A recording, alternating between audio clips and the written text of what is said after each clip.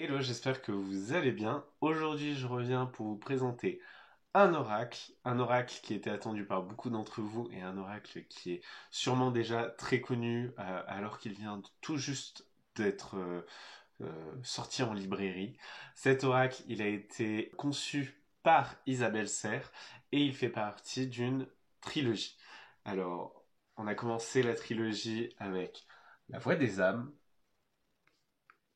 on a continué avec Le Cri des âmes. Et puis voici celui dont on va parler aujourd'hui, le silence des âmes.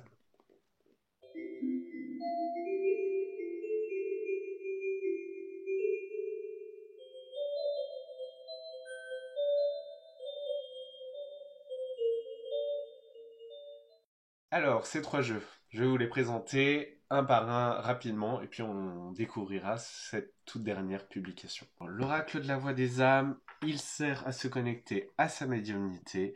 C'est un oracle qui va chercher à stimuler votre intuition, qui va d'ailleurs vous offrir dans sa composition la possibilité avec ces cartes que vous voyez dans une autre couleur de ne pas vous appuyer sur les cartes mais juste sur votre ressenti. Je sais que ça a l'air contre-intuitif, mais ça fonctionne très bien. Vous avez ces cartes qui vous apportent le message directement des cartes et ces cartes-ci qui vous demandent finalement de travailler votre intuition, travailler votre médiumnité. On continue avec l'oracle du cri des âmes. Lui, un oracle plutôt axé sur le travail des ombres, le shadow work. Toujours le même univers graphique et là beaucoup plus axé inconscient, introspection, travail dans vos zones d'ombre, les choses enfouies au fond de vous-même. Le silence des âmes, le voici, le silence des âmes. Alors lui, toujours pour travailler sur votre médiumnité, il va cependant vous demander de travailler encore davantage sur le rapport au transgénérationnel. Et c'est ce qu'on va découvrir.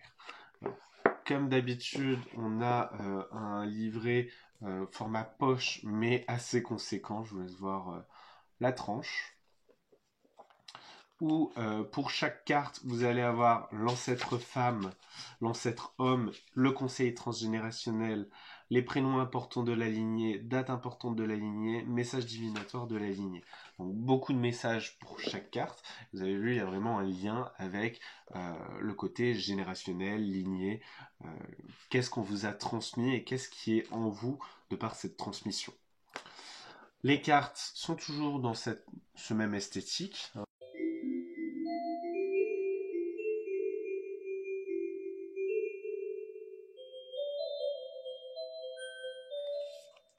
Et donc ça va assez vite parce qu'une fois on a compris comment fonctionnent ces oracles, comment on peut les utiliser, finalement prendre en main un des oracles facilite la prise en main des autres. Même si ils visent tous un but avec une nuance, une différence dans l'usage. Alors déjà mon avis sur les deux premiers, j'ai beaucoup de plaisir à les utiliser à chaque fois. Je trouve que les messages sont très clairs, très faciles à interpréter. Et puis, si on veut se connecter à autre chose, si on veut aller voir les guides, si on veut aller voir le soi, enfin, Isabelle Serre, dans ses livrets, nous apporte des pistes d'interprétation différentes selon finalement l'entité, l'énergie avec laquelle on veut travailler. Alors pour cette question, quel blocage me bloque, me freine et qui vient de mon transgénérationnel? Moi, j'ai brassé un peu les cartes, mais je vais continuer à les mélanger. Vous savez que j'aime le mélange à plat. En plus, là, c'est un jeu neuf, donc on sent une petite limite, une petite résistance pour glisser. Je l'ai déjà nettoyé à l'encens, je l'ai déjà un petit peu utilisé, mais il est toujours un petit peu, comment dire, sujet à des freins dans le brassage. Ok. Alors, je me concentre bien sur ma question et je vais prendre quelques cartes. Et on va commencer avec un tirage en 3 cartes. Alors, la première carte représentera la lignée masculine, la deuxième, la lignée féminine, et enfin, pour la dernière, Le message divinatoire de la lignée. Allez, allons-y. Alors, les larmes refoulées par la lignée masculine.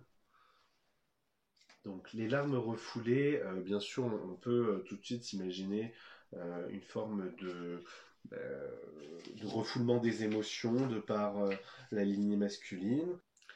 Alors, peut-être qu'effectivement, ici, ça souligne le fait que moi, j'ai une facilité à pleurer, à avoir la larme à l'œil, en tout cas, une émotivité plus exacerbée que dans le reste de ma famille. Et il faut peut-être que j'accepte encore ça. J'ai fait beaucoup de travail dessus, mais il semblerait que les cartes invitent à continuer à travailler dans cette direction. De par le féminin, il y a le besoin de rêver. Le besoin de rêver qui, d'ailleurs, moi, m'évoque tout de suite quelque chose. De par ma famille, les femmes sont assez refoulées. En tout cas, suivent le rêve de leur époux et finalement n'acceptent pas leur propre... en tout cas, n'explorent pas leurs propres rêves. Effectivement, peut-être qu'ici, on me demande d'avancer avec euh, beaucoup de rêverie, de la confiance dans ses rêves et aussi euh, un côté autonome face à ma rêverie. Bon, ben, allons vers le message divinatoire de la lignée. Et on a la violence. Alors, la violence, c'est vrai que comme conclusion à ce tirage, c'est une carte qui peut être intimidante parce que bah, on voit ce dragon qui crache des flammes et en même temps on a cette polarité qui semble surlignée. Bon alors ce message il est assez rude, je vous le cache pas, parce que cette carte, la violence, semble dire que je m'évertue à me battre contre les éléments alors que des signes euh, me manifestent que ce n'est pas le bon moment. Et en même temps on a ce besoin de rêver.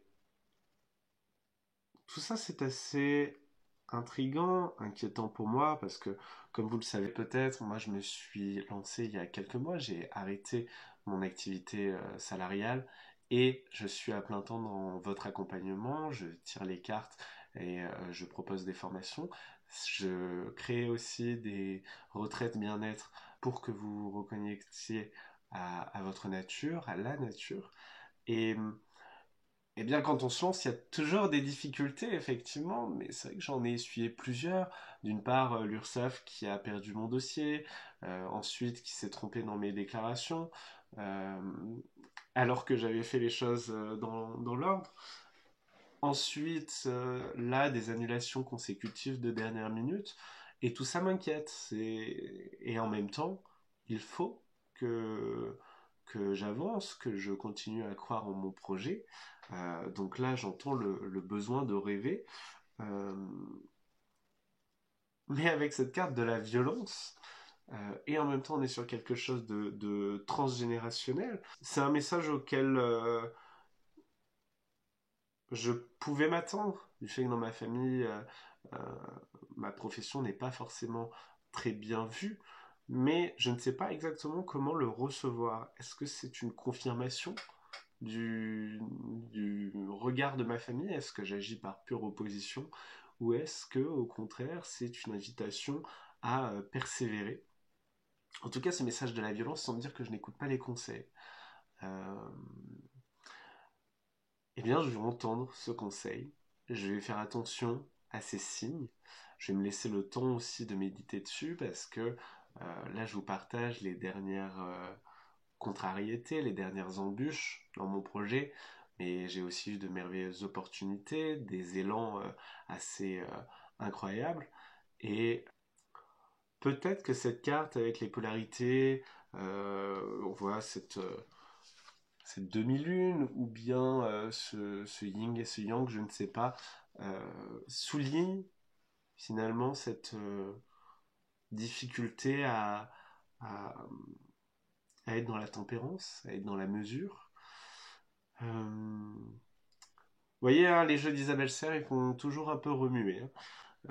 On va regarder quand même plus dans son ensemble tirage, les larmes refoulées, le besoin de rêver et la violence. Et peut-être qu'effectivement, ça souligne avec ce tableau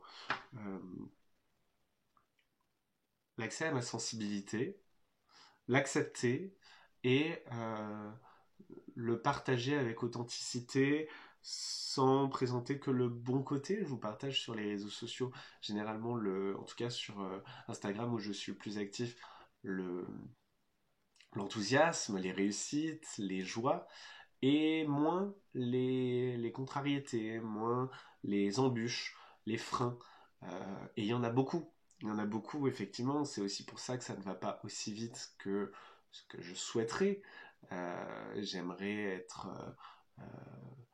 là où j'ai 2 ans pour mener tous ces projets. Et finalement, je voudrais que tout soit là maintenant parce que c'est déjà là dans mon esprit. Mais les choses prennent du temps et demandent du temps, de toute évidence. Donc, j'ai besoin de rêver, d'écrire mes rêves, d'accepter aussi les échecs, d'accepter les temps de latence. En tout cas, l'oracle du silence des âmes. C'est un jeu qui va vous remuer. Je l'avais déjà vu avec les jeux précédents. Les jeux d'Isabelle Serre, ils sont là. Quand je dis ils sont là, ils touchent juste. Et puis là, avec la lignée, on touche du transgénérationnel. Je me souviens d'une journée avec plusieurs praticiens. Nous étions dans une villa et chacun proposait des ateliers à gauche, à droite. Et il y avait notamment un atelier sur le, le sujet du transgénérationnel et faire son arbre généalogique pour travailler dessus. Et beaucoup de personnes ont commencé cet atelier et se sont éloignées, enfin ont quitté l'atelier de façon précipitée parce que c'est quelque chose d'intense, le transgénérationnel. Explorer ses lignées, sa lignée et comprendre comment elle nous impacte. Et là, je le ressens. Je ressens que c'est des sujets qui ne me sont pas inconnus et en même temps qui sont toujours vifs pour moi. L'oracle du silence des âmes, donc c'est un très bon oracle, je pense, pour tous ceux qui ont quelque chose à travailler sur le transgénérationnel. Et on a un peu tous à travailler sur le transgénérationnel. Très souvent, lors de mes guidances avec un tarot de Marseille, on, on- on se dirige vers des discussions autour des passations de lignées parce que ça nous façonne, mine de rien. On l'a au fond de nous, c'est nos fondations qu'on a peut-être déconstruites, mais qui font partie de notre histoire.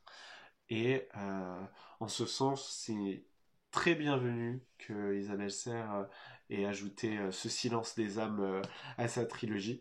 Pour le moment, je dirais que c'est peut-être le plus piquant des trois. En tout cas, pour ces premiers tirages, c'est celui qui, qui est le plus incisif. J'espère que cette vidéo vous a plu. Dans la prochaine vidéo, je vous présenterai le nouveau Béline. Si vous souhaitez cette fois-ci qu'on aborde l'une de vos questions pour vous, je vous laisse l'écrire en commentaire.